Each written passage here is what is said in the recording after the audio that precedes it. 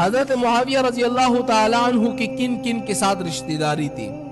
حضرت معاویہ رضی اللہ تعالیٰ عنہ کی حضرت علی سے بھی رشتہ داری تھی، حضرت حسین سے بھی رشتہ داری تھی، اور اس کائنات کے سب سے بڑے سردار نبیوں کے امام حضرت محمد مصطفیٰ صلی اللہ علیہ وسلم سے بھی رشتہ داری تھی۔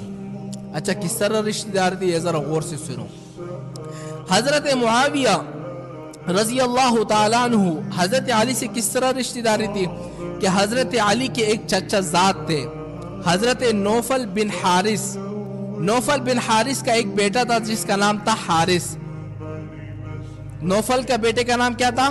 حارث۔ تو حارث کی جو بیوی تھی وہ حضرت معاویہ کی بہن تھی جس کا نام تھا ہند۔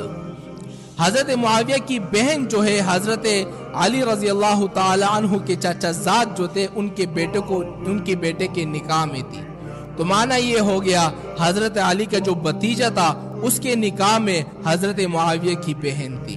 تو ایک طریقے سے حضرت علی سے حضرت معاویہ کی بھی رشتہ داری تھی۔ اچھا، حضرت حسین سے کس طرح رشتہ داری تھی؟ حضرت حسین کی جو بیوی تھی جس کا نام تھا لیلا، لیلا کی جو ماں تھی اس کا نام تھا میمونہ، حضرت حسین کی ساس تھی۔ حضرت حسین کی ساس کون ہے؟ حضرت معاویہ کی بہن ہے۔ تو ساس تو ماں کی طرح ہوتی ہے۔ تو حضرت معاویہ اور حضرت حسین کا آپس میں یہ رشتہ داری تھی کہ حضرت حسین کی ساس جو ہے وہ کون تھی؟ حضرت معاویہ کی بہن تھی۔ اچھا، حضرت معاویہ کی حضور پاک صلی اللہ علیہ وسلم سے کیا رشتہ داری تھی؟